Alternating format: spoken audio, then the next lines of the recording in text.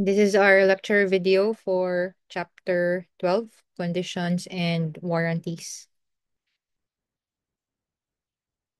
So Article 1545 is the applicable article pertaining to remedies available when there is non-fulfillment of a condition or a breach of warranty. So Article 1545 provides that if an obligation of any of the parties to the contract of sale is subject to a condition which is not performed, then the injured party can either refuse to proceed with the contract or waive performance of the condition. But if the other party has made a promise that the condition would happen or that it will be performed, then making that promise will also give that injured party the right to treat the violation as a breach of warranty. So Article 1545 further provides that when ownership to the thing has not yet passed, the buyer can also treat the fulfillment of the seller of the obligation to deliver as described and as warranted expressly or by implication in the contract of sale as a condition of the obligation of the buyer to perform his promise to accept and pay for the thing. So let's study further the significance of Article 1545. So alternative remedies in this article is either to refuse to proceed with the contract or waive performance of the condition. And remember that there are differences between a condition and a warranty. So, in a condition, this refers to an uncertain event or a contingency fixed by the parties, the existence or happening of which will be necessary to give efficacy to the contract. So, conditions, if you recall, can be imposed either upon the perfection of the contract or it is attached to the performance of an obligation. So, depending on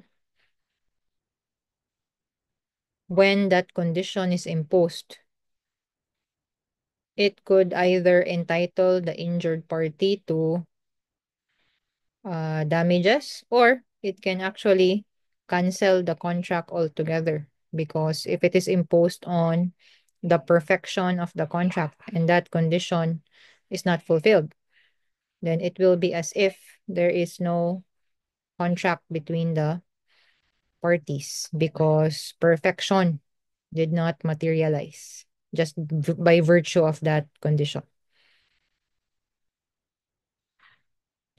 A warranty, on the other hand, guys, this is a statement of representation made by the seller either contemporaneously, okay, or as a part of the contract of sale. And these statement of representation, these statements will pertain to the character, quality, or title of the goods. And by making these statements, okay, the promisor undertakes to ensure that certain facts are or shall be as represented. So you can find the remedies to breach of warranty in various articles of the Civil Code. The remedies of the vendee when there is a breach of warranty on the part of the seller will be found in Article 1599.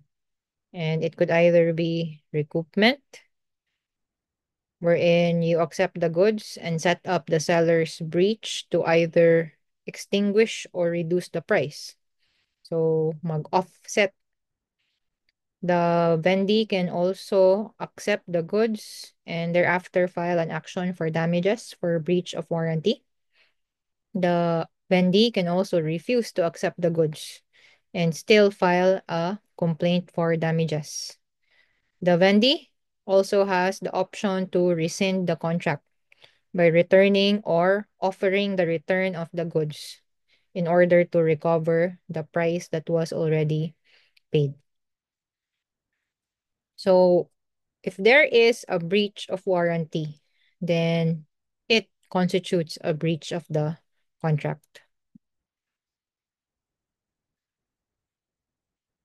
So, a condition will go into the root of the existence of an obligation, while a warranty, it actually pertains to the performance of the obligation, but not the obligation itself. So, conditions must be stipulated by the parties. But warranties, they form part of the contract by operation of law. Then conditions can be made to attach either to the obligations of the seller or of the buyer. But in warranty, this relates to the subject matter itself or mostly obligations of the seller as to the subject matter. So the case of Power Commercial and Industrial Corporation versus Court of Appeals illustrates to us the importance of distinguishing whether a stipulation is a condition or a warranty. So in this case, Power Commercial and Industrial Development Corporation needed a property where they could put up their office space and warehouse for its products. They found an ideal property owned by the spouses Kiambao, but this lot was mortgaged to the Philippine National Bank. So part of their agreement was for Power Commercial to assume the mortgage. But assumption of mortgage, guys, this requires consent of the mortgagee. So they had to have their deed of sale with assumption of mortgage approved by the mortgagee, Philippine National Bank. However, because of failure to submit the required documents, PNB disapproved the assumption of mortgage and they demanded payment of the outstanding obligation. So Power Commercial ended up paying the outstanding liabilities of the spouses Kiambao to the PNB. But when they requested for their assumption of mortgage to be approved, PNB still demanded additional payments, okay, citing some unpaid balance arising from fees and charges. Also, the lot that Power Commercial purchased from the spouses Kiambao had settlers. Okay? So, gikapoy na si Power Commercial. Guys, daghan kay hassle ang ilahang transaction. So, Power Commercial ended up filing a complaint for rescission against the spouses Kiambao. And the ground for rescission, okay, was the failure of the spouses Kiambao to fulfill the condition of ejecting the lessees from the property in accordance with the deed of sale. So the stipulation invoked by Power Commercial, okay, is quoted here. It's shown here in the slide. So let me read it. Okay. The agreement is that we hereby also warrant that we are the lawful and absolute owners of the above described property, free from any lien or encumbrance, and we hereby agree and warrant to defend its title and peaceful possession thereof in favor of Power Commercial and Industrial Development Corporation, its successors and assigns, etc. So the issue, okay, that we are interested in is whether or not this stipulation is a condition or warranty.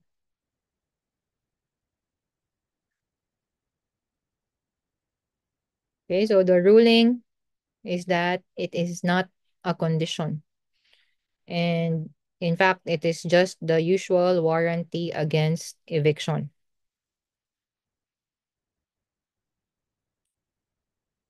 So the court ruled that if the parties intended to make the eviction or ejectment of the settlers to be a condition in the contract, they should have expressly stated so.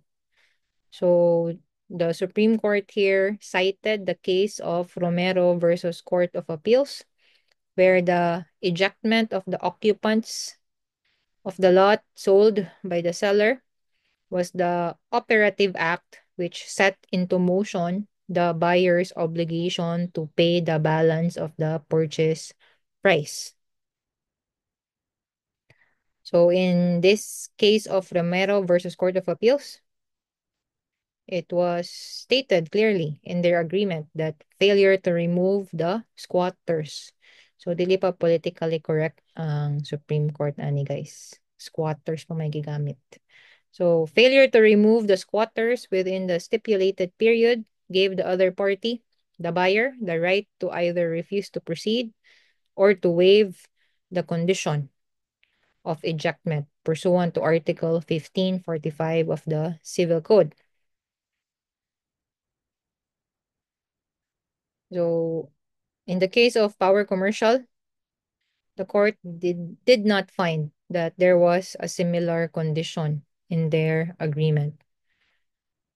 So without a stipulation making ejectment of the settlers a condition, then the court cannot say that the parties intended to make its non-fulfillment a ground for rescission.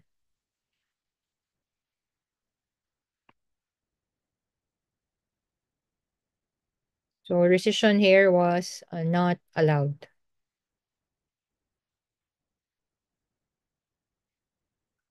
Okay, so we are now highlighting, okay, the significance of conditions when it is imposed on the perfection of the contract versus when it is imposed just on the performance of an obligation.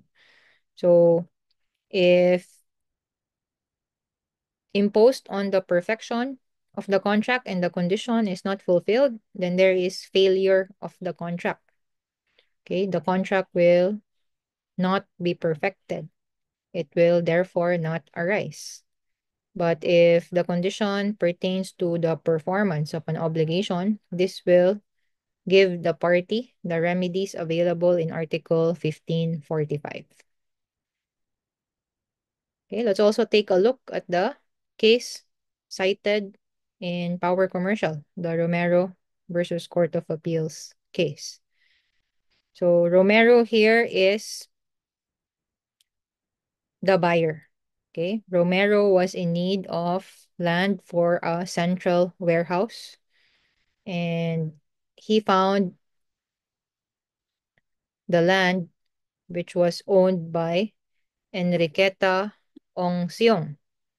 So Romero visited the land. Okay, he found that there were informal settlers in the lot. So that's why when he purchased the property, he included in the deed of sale, okay, an agreement, a stipulation, okay, that it is hereby agreed, covenanted, and stipulated by and between the parties that if after 60 days from the date of signing of the contract, the vendor shall not be able to remove the squatters from the property being purchased, the down payment made by the buyer shall be returned or reimbursed by the vendor or the vendee. So this particular condition, okay, did not materialize within the 60-day period because the seller, Ong Seong, had to file a complaint for ejectment. So your experience with our legal system will tell you that it will be short of impossible to get a ruling within 60 days.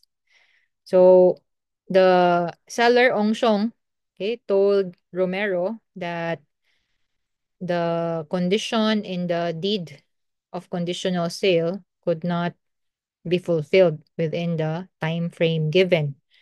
So Romero was willing to wait, actually. And in fact, Romero offered to undertake the expenses for the execution of the court judgment. But the seller had a change of heart. The seller here was now enforcing, okay, the condition in the contract, that the condition was not fulfilled. Therefore, the contract, the deed of sale should be considered as void. So the seller was no longer willing to proceed with the sale despite Romero's waiver of the condition. So the seller, Ong Seong, ended up filing a complaint for rescission of the deed of conditional sale. The RTC rendered a decision finding that Ong Seong had no right to rescind because it was her obligation that was violated. So she violated her own obligation. And it was, in fact, Romero who had the right to rescind the contract in accordance with Article 1191. So Ong Shong appealed the ruling of the court, and he argued before the Court of Appeals that the contract was still void because it was the condition to evict the squatters was a potestative condition dependent solely on his will, and it is considered void in accordance with Article 1182 of the Civil Code. So the Court of Appeals ended up canceling the contract. So how did the Court of Appeals justify the cancellation? So the CA held that the contract entered into by the parties was subject to a resolutory condition, referring to the ejectment of the squatters from the land, the non-occurrence of which resulted in the failure of the object of the contract. So the Court of Appeals held that the seller, Ong Shong, okay, substantially complied with the obligation to evict the squatters, but it was Romero who was not ready to pay the purchase price. So issue that was elevated to the Supreme Court, whether or not the condition is potestative, attached to the birth of the contract that will void the contract, or a condition attached to the fulfillment of the obligation that will not avoid the contract. So in order to resolve this issue, the court had to make a distinction between a condition and a warranty. And the court here also discussed the nature of a potestative condition and a mixed condition. So do you still remember these concepts from your obligations and contracts?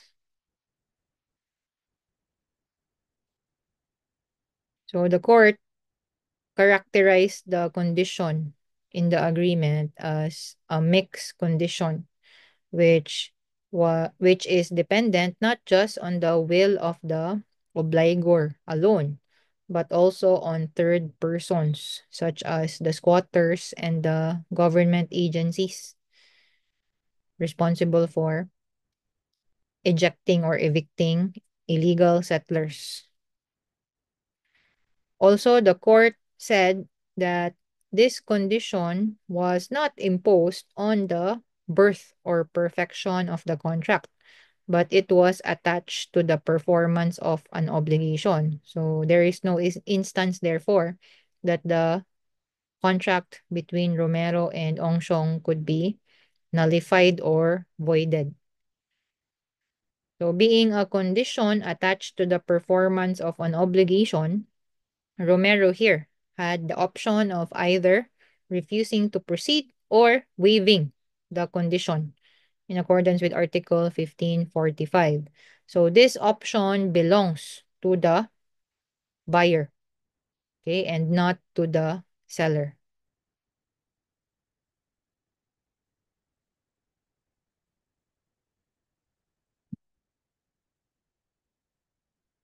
Okay, so what are express warranties? You'll find the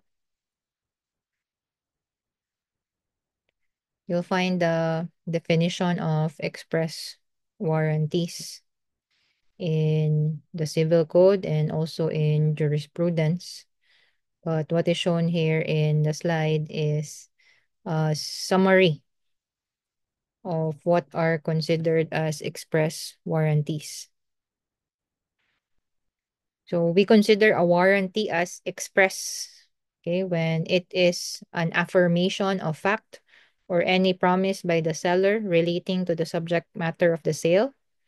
And the natural tendency of such affirmation or promise is to induce the buyer to purchase the thing. And the buyer purchases the thing relying on such affirmation or promise. So there's a difference between a warranty, an express warranty, and dealer stock. So a dealer stock is an affirmation of the value of the thing or any statement of the seller's opinion. Okay, but it is not a warranty. So mga pang sweet talk ni siya sa mga dealer or sellers, guys.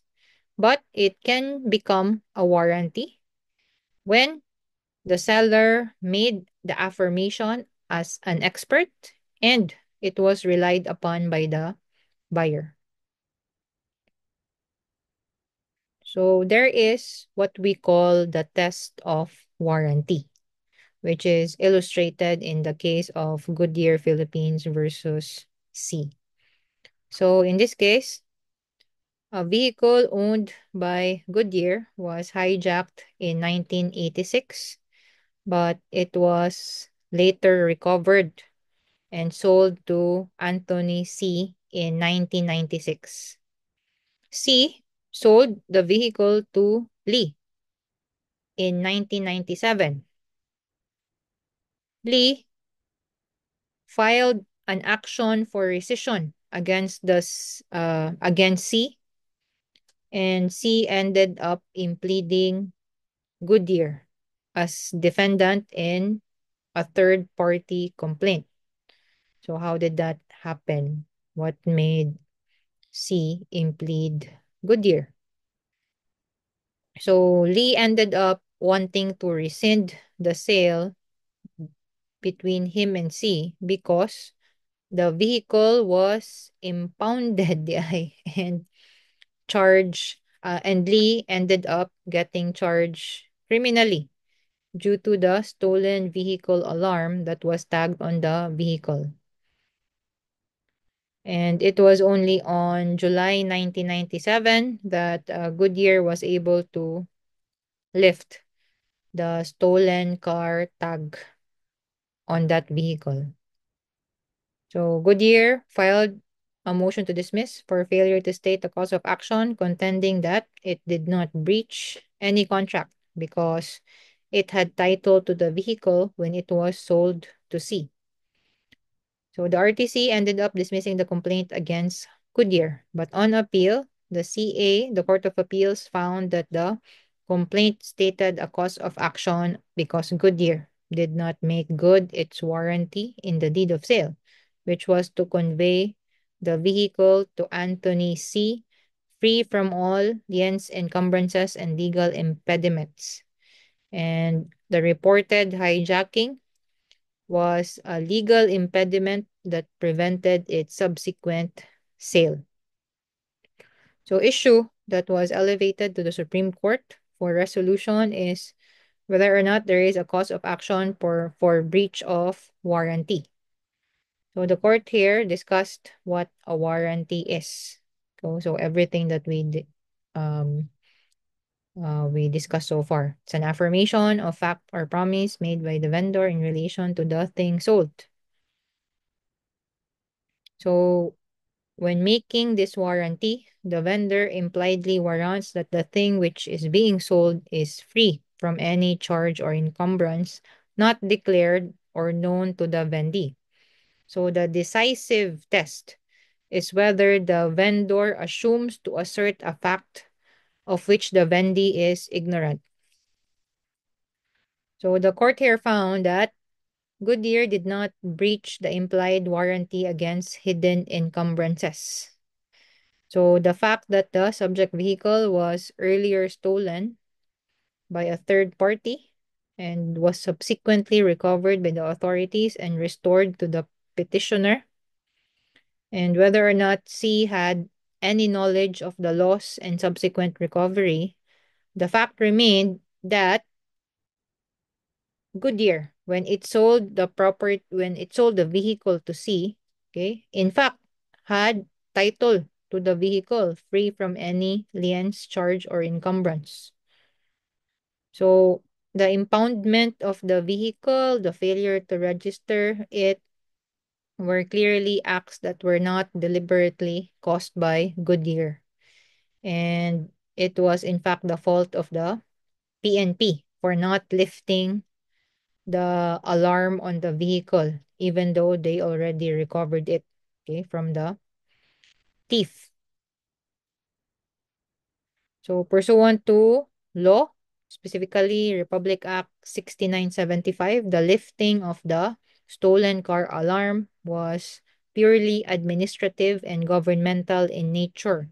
So, Sigurd Goodyear, okay, had no control, okay, had no power over the PNP.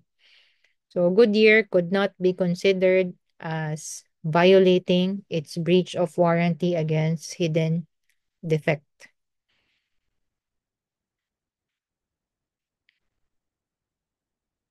Luya ni Kono Lee. So again, dealer stock, the law, okay, actually allows to a certain extent this dealer stock.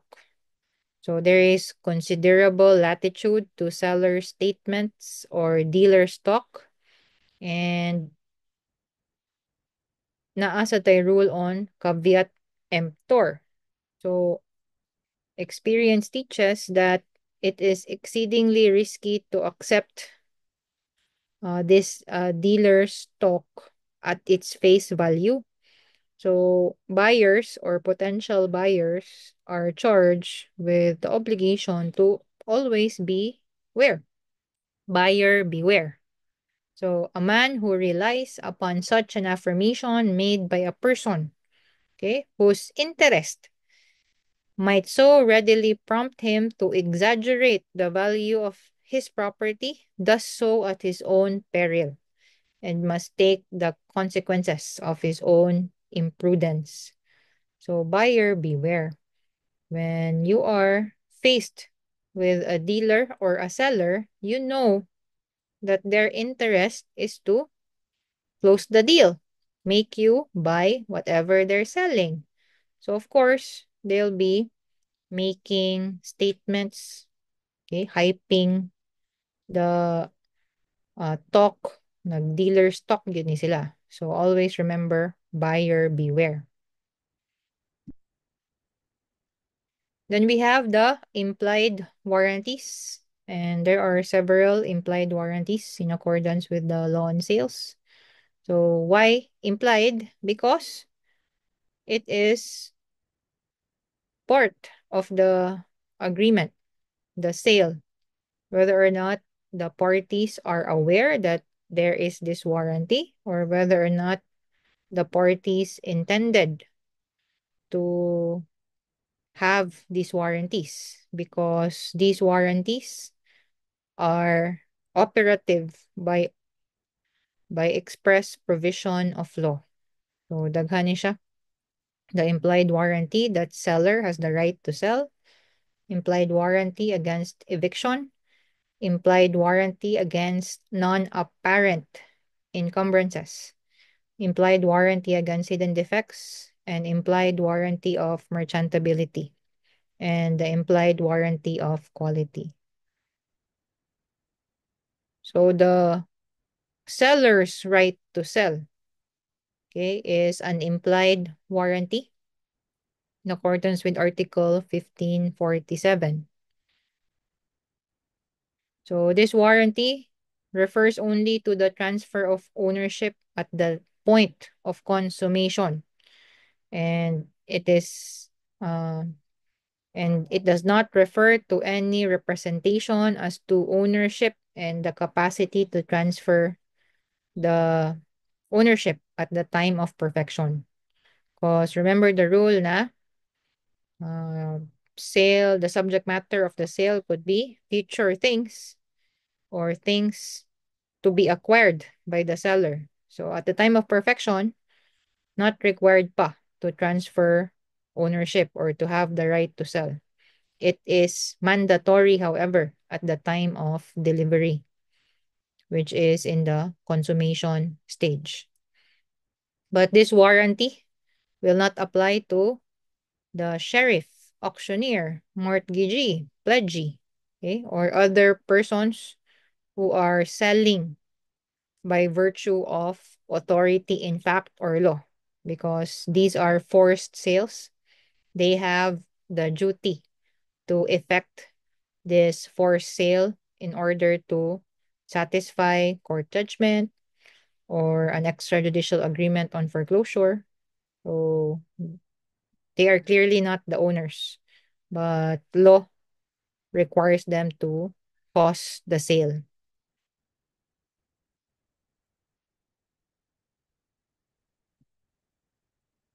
Then we have the implied warranty against eviction. So this means that, okay, on the part of the seller, when the ownership is to pass, the buyer shall have from that time eh, the legal the buyer shall from that time have and enjoy the legal and peaceful possession of the thing. So when is there a violation of the warranty against eviction? So there are requisites in order to enforce this warranty. So there must be deprivation of the vendee in whole or in part of the thing purchased. The deprivation must be by virtue of final judgment. Okay, the judgment is based on a prior right to the sale or an act imputable to the vendor. Okay, the vendor was summoned in the suit for eviction at the instance of the vendee. So it is necessary that the vendor will be made a party to the suit. And this must be at the instance of the vendee by making the vendor a co-defendant or by filing a third-party complaint. And fifth requisite is that there is no waiver of the warranty by the vendee.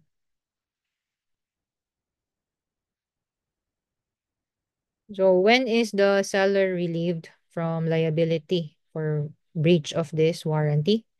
It is when adverse possession, okay, has commenced before the sale, but the prescriptive period is completed after the transfer to the buyer. So this means that the buyer slept on his rights. So there was already a sale, the buyer has already become the owner, but the buyer allowed prescription to set in. So he allowed the continuous occupation of the illegal settler. So this will relieve the seller from liability because the buyer who is already the owner, slept on it on his right. Wa niya kasuhan ang katong illegal settler. So there's a difference with respect to the liability of the vendor when there is total eviction and only partial eviction. So in total eviction, okay, the liability of the vendor will be just for the value of the thing at the time of eviction, for any income or fruits, the cost of the suit, the expenses of the contract, and damages and interest if the sale was made in bad faith. But if there is partial eviction, there is the additional remedy of rescission. So there is still something to rescind man because partial eviction raman. So in addition to the VICED or VICED, the vendee can also rescind the contract on the ground that the vendee would not have bought the thing without the missing part. So the warranty against eviction can be waived. Okay, in accordance with Article 1548, that the contracting parties can diminish or suppress this legal obligation of the vendor. Pwede sad na i-increase or i-strengthen ang warranty. But any stipulation that will exempt the vendor from the obligation to answer for eviction is considered void, especially if there was bad faith. So if the renouncement or the waiver is made in general terms and the waiver was made without knowledge of the risk involved kung i-waive ni buyer ang warranty, the vendor will be liable to pay for the value of the thing sold at the time of eviction. If the waiver, however, was made with knowledge of the risk of eviction and there was genuine assumption of risk, then that's the instance when the vendor is relieved from liability. So dapat informed waiver yun siya with knowledge of the risk of eviction and express assumption of risk. If there is just a specific waiver of expected eviction,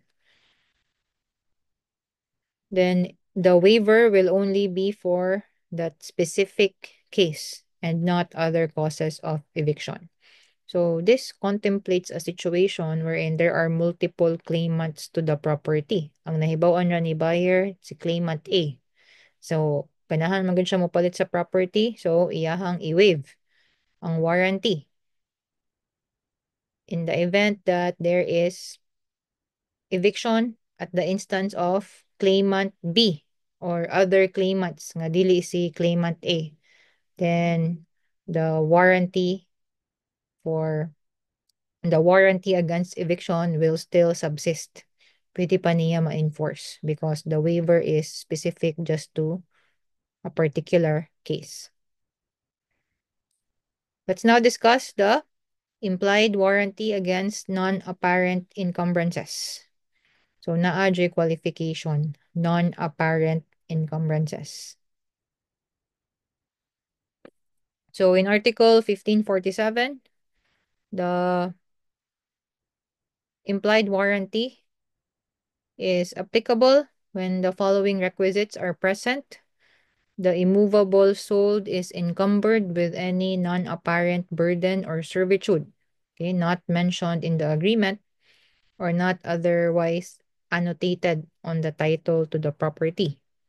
The nature of the non-apparent burden or servitude is that it can be presumed that the buyer would not have acquired or would not proceed with the sale if only the buyer was aware of that non-apparent burden or servitude. So this implied warranty will not apply When the servitude, of course, is mentioned in the agreement, kaya di na siya non-apparent. It is already apparent. Or if the non-apparent burden or servitude is recorded in the registry of deeds. Unless there is express warranty that the thing is free from all burdens and encumbrances. What's the remedy granted to a breach of this warranty? So, time bound. In accordance with Article 1560, if within 1 year from the execution of the deed, then the buyer can ask for rescission and or sue for damages within the same period. So 1 year. If more than 1 year has elapsed, then only sue for damages within 1 year from the discovery of the burden or servitude. Otherwise, imo na siyang gi-waive. Then we have the implied warranty against hidden defects. The applicable article for this is Article 1547, and it applies when the nature of the hidden defect is such that it would render the subject matter unfit for the use it was intended, or it would diminish its fitness for such use to an extent that, had the buyer been aware, the buyer would not have acquired the thing or would have paid a lesser price for it. So, hidden defect, guys, not patent defects. So, the seller is not answerable if there are any patent defects or those which are clearly visible, or even if not visible to the buyer, but the buyer is an expert who, by reason of his trade or profession, should have known of the defects. So, dito ita magpailang expert ta, guys. So, the seller is responsible for any hidden fault or defect in the thing sold, even though why idea si seller nga naaday defect nga nag-exist sa thing na iyahang gibaligya. So, let's take a look at the case of Nutrimix Feeds Corporation versus Court of Appeals. This case tells us the requisites to prove the existence of a hidden defect, as well as how to demand liability or prove liability for the breach of the warranty against hidden defect. So the spouses Evangelista, they have a poultry and piggery farm, and they entered into an agreement with Nutrimix Feeds Corporation to supply them with feeds for their animals. So the spouses were granted a credit period to pay 30 to 45 days after each delivery of the feeds. So initially, they were able to pay on time, but subsequently, they defaulted on their payments. So Nutrimix had to file a complaint for sum of money, and in that case, the spouses Evangelista raised the defense that they stopped payment of the feeds because their animals died from the contaminated feeds.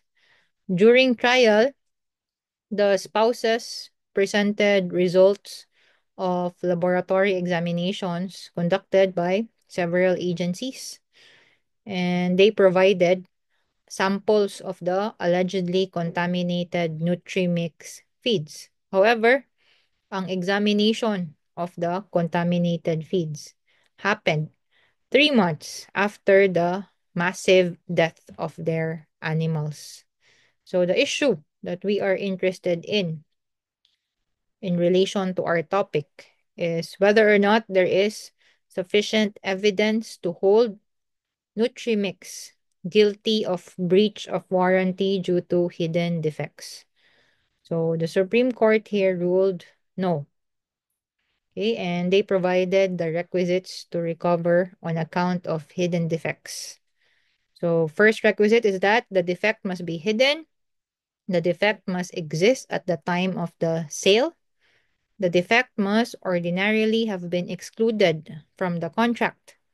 The defect must be important. Okay, it renders the thing unfit or considerably decreases fitness. And the action, okay, must be instituted within the statute of limitations. So the court here observed that the claimant, okay, ang buyer, si Spouses Evangelista, they were not able to sufficiently prove that the feeds supplied by Nutrimix was in fact defective or contaminated. So the court here provided the three requisites in order to prove liability on the basis of breach of implied warranty. So first is that the buyer must have sustained injury because of the product. Okay. Second requisite is that the injury occurred because the product was defective or unreasonably safe. And third, that the defect existed when the product left the hands of the seller. So, kani nga requisites, guys, to prove liability for breach of implied warranty. This applies to all the implied warranties, not just warranty against hidden defect. So, the evidence presented in the proceedings in this case shows that wa na-meet ni Spouses Evangelista ang requisites. So, tracing the defect to Nutrimix requires evidence that there was no tampering or changing of the animal feeds.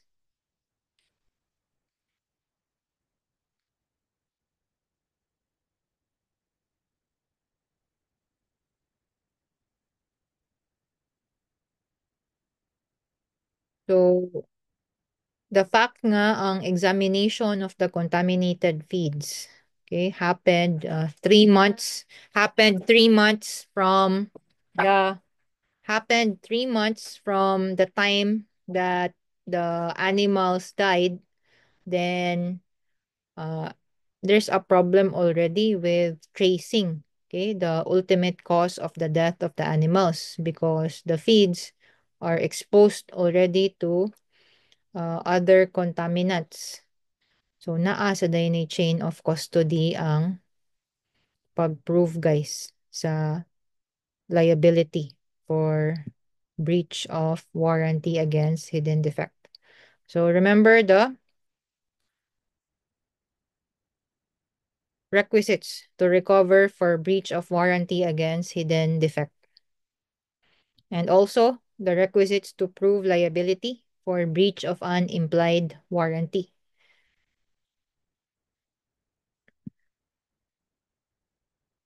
So the remedies of the buyer when there is a breach of warranty against hidden defect is either withdraw from the contract and ask for damages.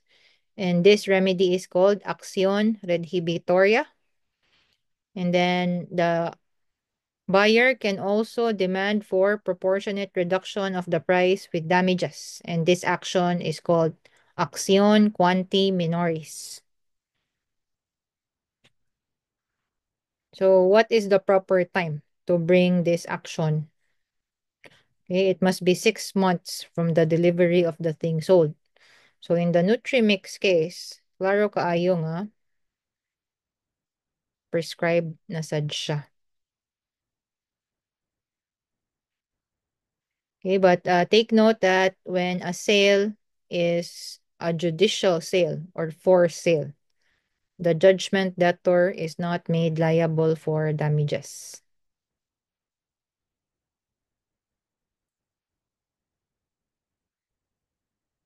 Okay, so don't forget as well, action redhibitoria and action quanti minoris. When it pertains to animals, the redhibitory defect on animals is considered a hidden defect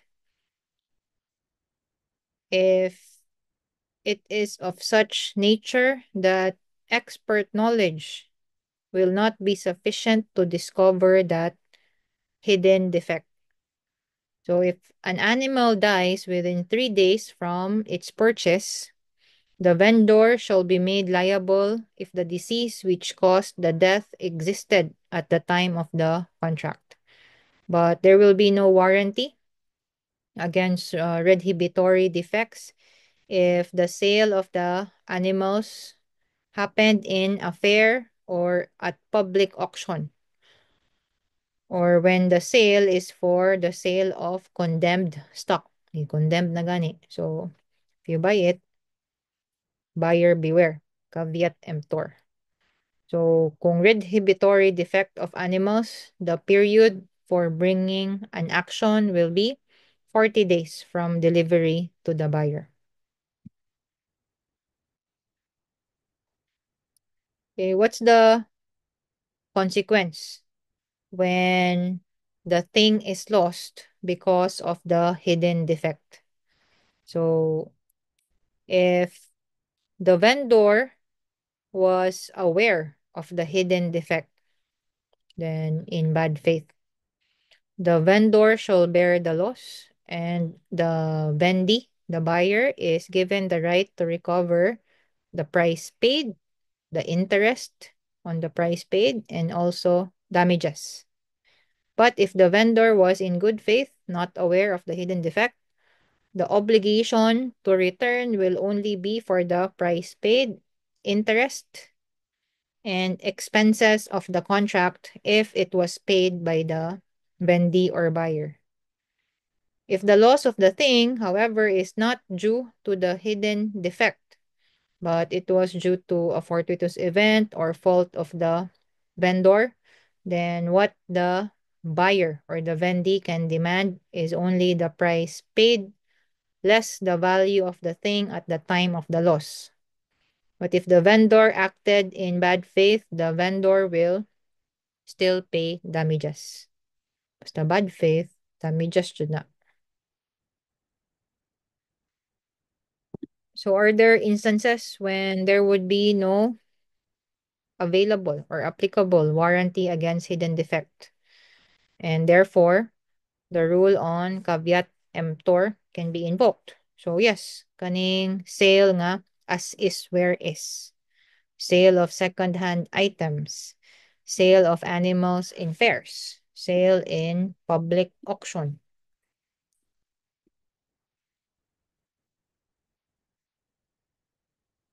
Okay, now let's move on to another kind of implied warranty, the implied warranty of merchantability. So if you are purchasing a thing by description, okay, from a seller who deals in goods of that description. So regardless if the seller is a grower or a manufacturer or not, there will be the implied warranty of merchantability that the goods will correspond to the description given and pwede pa siya i-resell sa buyer. Okay, but this implied warranty of merchantability is not available where the goods are in the presence of the buyer and there was opportunity to examine the goods. And we have the implied warranty of quality. So there is this warranty where the buyer, either expressly or impliedly, made known to the seller that made known to the seller the particular purpose for which the goods are being acquired. So ingon jud gi-declare gyud ni buyer na I'm intending that I'm buying this so that I can use this for a particular purpose. So the buyer here relies on the seller's skill or judgment And regardless nga dili grower or manufacturer si seller, there will be an implied warranty of quality that the goods shall be fit for the purpose na intended by the buyer for purchasing or buying that thing.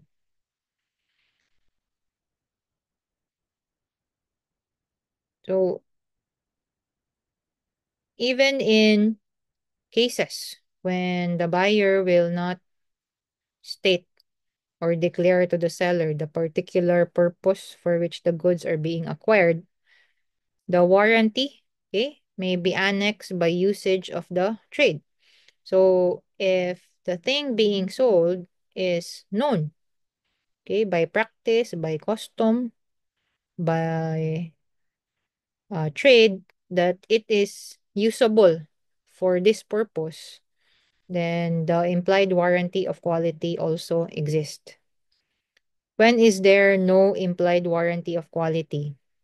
If in the sale of a specified article under its patent or trade name, then wa siya warranty for any particular purpose. Okay, cause sold man siya. Murag sa iyahang generic or sa iyang generic patent or trade name. So requisites for the warranty to apply. So same siya sa katong breach of warranty against hidden defect. There must be injury sustained by the buyer because of the quality of the product. The injury occurred because the product was defective or unreasonably unsafe. The defect existed when the product left the hands of the seller. Okay, remember Article 1599? This enumerates the remedies of the buyer when there is breach of warranty. Accept or keep the goods and set up against the seller by way of recoupment in diminution or extinction of the price. Accept or keep the goods and maintain an action against the seller for damages. Refuse to accept the goods, maintain an action for damages, or otherwise rescind the contract and refuse to receive the goods, or if already received, return or offer to return them to the seller so that the price can be recovered. So we also have a special law, okay, which grants remedies to consumers when there is a breach of warranty. So we have Republic Act 7394 or the Consumer Act of the Philippines. So in Article 68 of this law, okay, the express warranties given by the seller, okay, is made operative from the time of the sale, and the seller or manufacturer are given the following responsibilities. Okay, they must set forth the terms of the warranty in clear and understandable, readily understandable language, and identify themselves as the warrantor. They must identify the party to whom the warranty is extended. They must state the products or parts covered. State that what the warrantor will do in the event of a defect, malfunction, or failure to conform to the written warranty and at whose expense. State what the consumer must do to avail of the rights which accrue to the warranty, and stipulate the period, okay, after notice of defect, malfunction, or failure within which the warrantor, okay, must demand the obligations, okay, under this article. So the Consumer Act also makes retailers, okay, subsidiarily liable under the warranty in case both the manufacturer and distributor refuse to honor the warranty. So how do you enforce this warranty? Okay, you should present to the immediate seller either the warranty card or official receipt along with the product to be serviced or returned.